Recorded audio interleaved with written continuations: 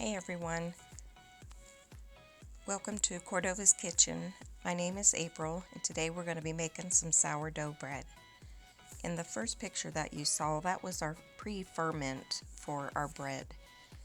And with that, while this is getting started, that had 2 cups of starter, 2 cups of warm water, and 3 cups of all-purpose flour mixed really well. It won't be smooth when it gets mixed, but you combine all that, mix it really well, and then cover it and let it sit on your counter overnight. Now, to get to this part right here, we have 4 tablespoons of butter, 4 tablespoons of honey. I'm using pure honey right here. You can use whatever kind you have. It takes me a little while to get this out. My hands aren't very strong anymore.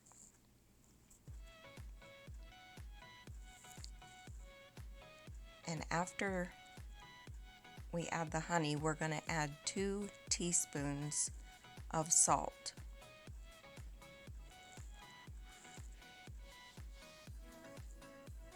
Get all that goodness out of there. And then we are going to give that a stir.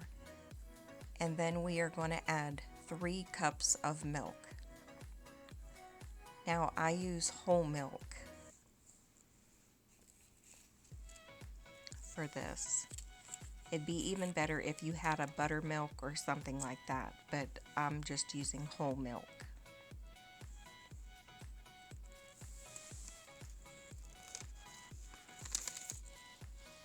Give it a good stir. After you put in the 3 cups of milk, it's going to come up in temperature very fast, and we need it to come up to 100 degrees. Don't walk away at this point, just give it a quick stir and then check your temperature because, like I said, it does raise really fast. Then, after that is done, we are going to put 10 cups of flour in this bowl. The recipe calls for up to 11 cups of flour. Your conditions in your kitchen might be different than mine. It depends on the temperature in your house and the humidity as well. I end up using a total of 9 cups. So give or take a little. I just put it in this bowl just to be easier for measuring out so I don't grab any more than I need. And the bowl behind there, that is our pre-ferment, and I will show you that in just a minute. Yes, that's our 10 cups of flour.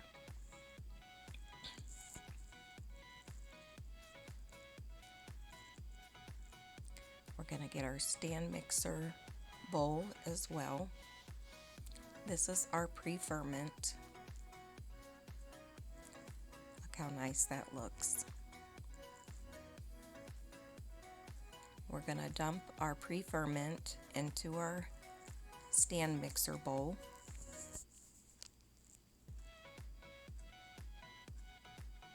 Should come out really easy. Look how nice that webbing turned out.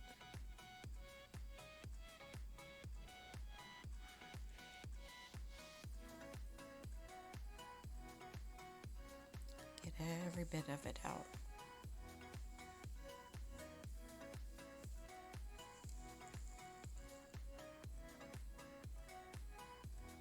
And we're going to get that on our mixer, stand mixer. And then we are going to dump in our milk mixture. You can see the butter in there as well. We're just going to put our whisk on here Okay, I put my paddle on. I thought I had a whisk. So this you're going to mix up. Just be careful so it doesn't splatter you. Okay, I did change to my whisk.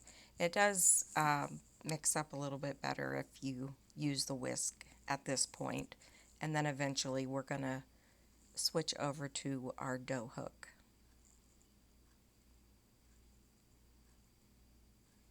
So after that is mixed really well, we are going to turn that off.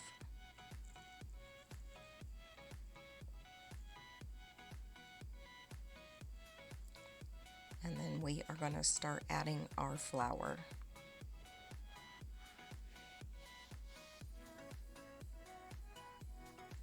Just add your first 5 cups at this point and give it a good mix.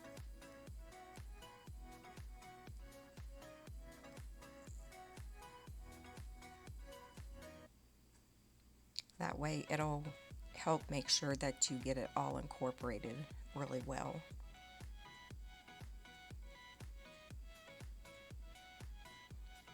It is going to fill up the mixer.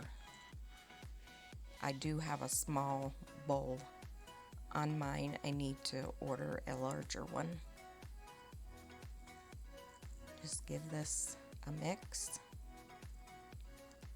And since it's the whisk paddle here, it doesn't really spray flour out at you.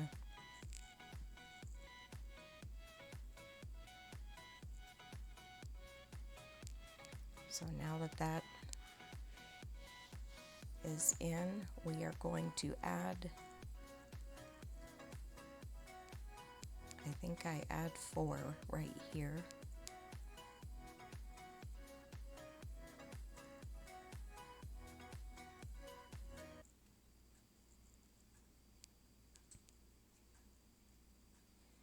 And then we are going to switch over to our dough hook. And then we want to knead it for at least 10 minutes. Trying to get all the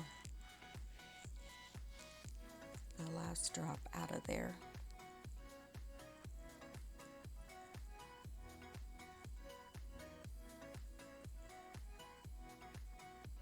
This recipe makes 4 small loaves of sourdough sandwich bread.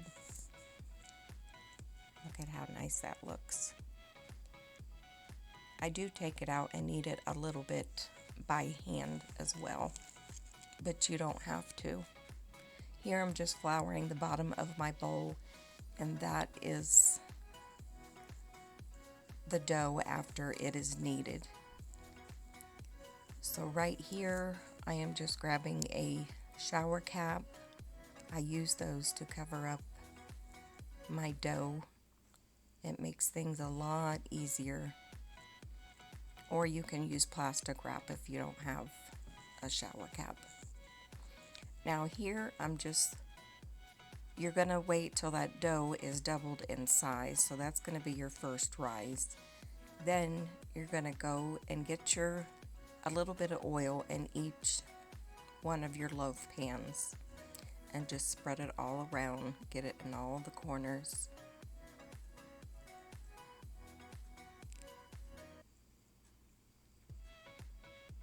And after we get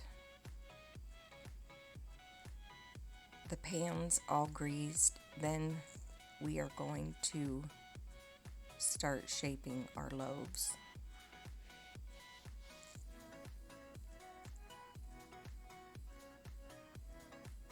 I love making bread because it makes your whole house smell really, really good.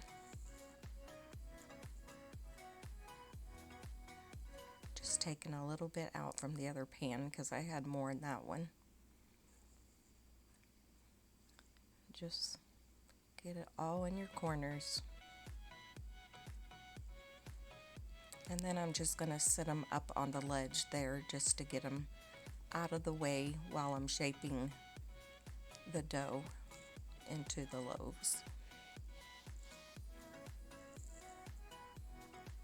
So here is our dough. So you can see how much it doubled in size. I'm going to take the shower cap off, and we're going to push down the top of the dough to get the air out. That's the fun part.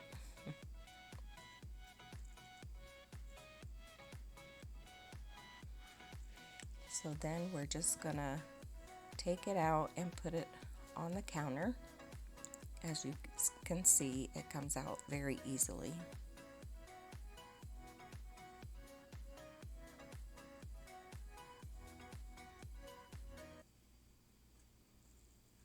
Get every last drop.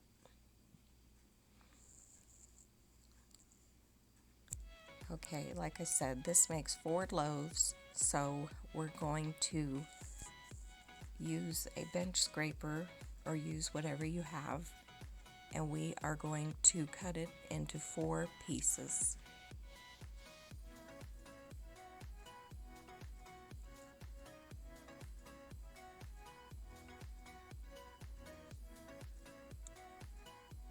And we're just going to get the other one.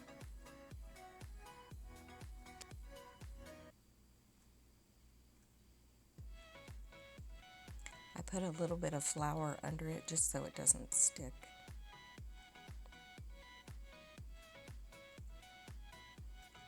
And now we are just going to take and shape it into a rectangle. Just flatten all the air out. And then we are going to take one corner over to the opposite corner and do it once again. Flip it around, and then you're just going to roll it up tightly. And then flip it over and pinch your seams closed.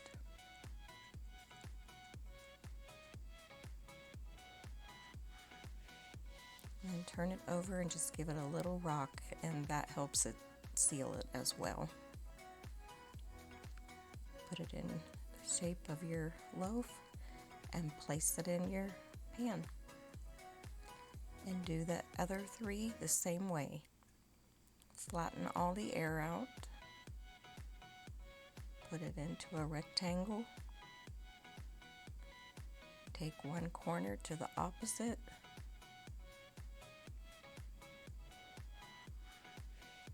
The dough has a really nice feel to it.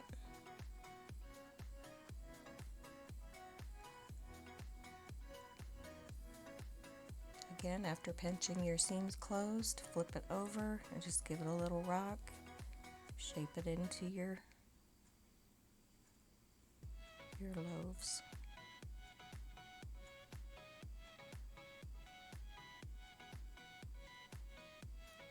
Third one the same way. You're going to have your oven preheated to 475 degrees.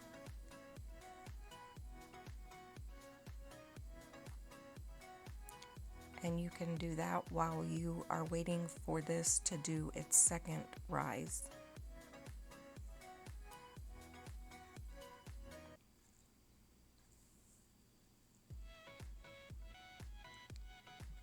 So that is our third one.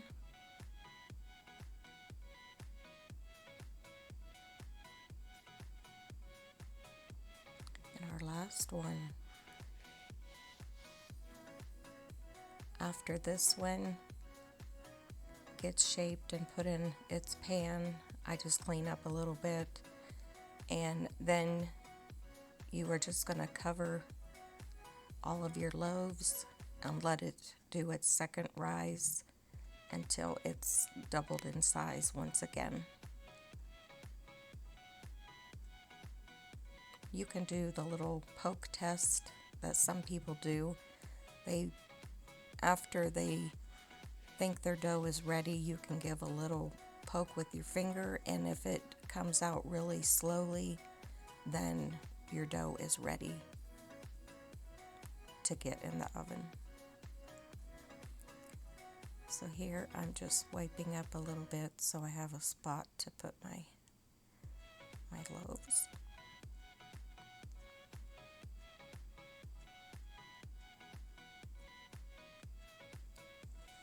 So just cover those with a towel and wait for them to double in size.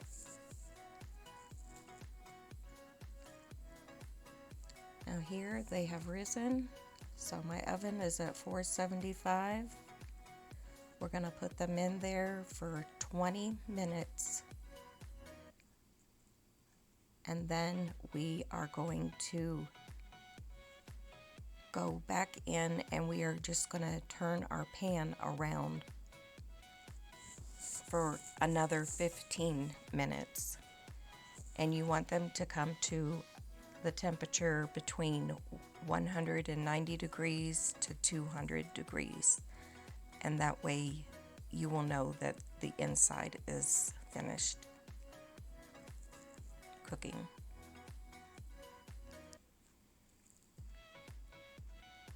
Now we are just going to take some butter and we are going to butter the tops of our loaves. Look how pretty.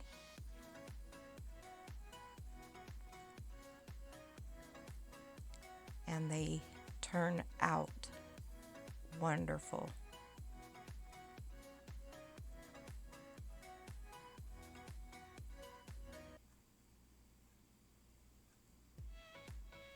One of these is for my son.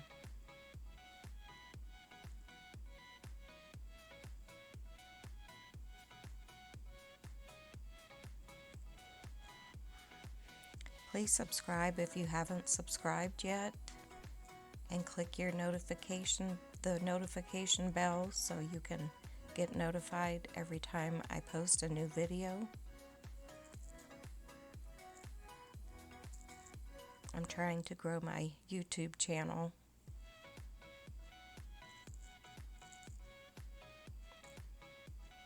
Get every last bit of the butter.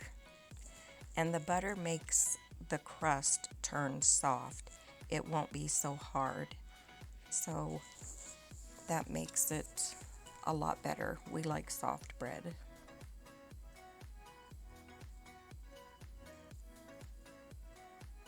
Look how nice.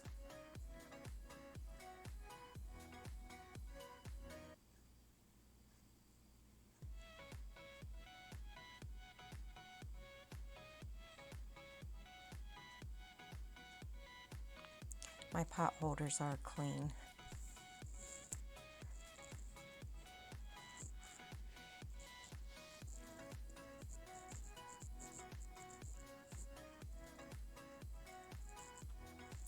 Okay, there is all 4 loaves.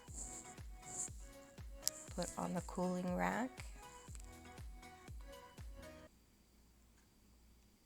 One of these we're going to slice into now to eat while it's warm, and then the ones that you're not eating right away, just wait till they're totally cooled off, and then you can put them in a plastic wrap and then put them in a freezer Ziploc bag, and you can put them in your freezer. But that is them, and they turned out beautiful. Thanks for watching. Hope you enjoy.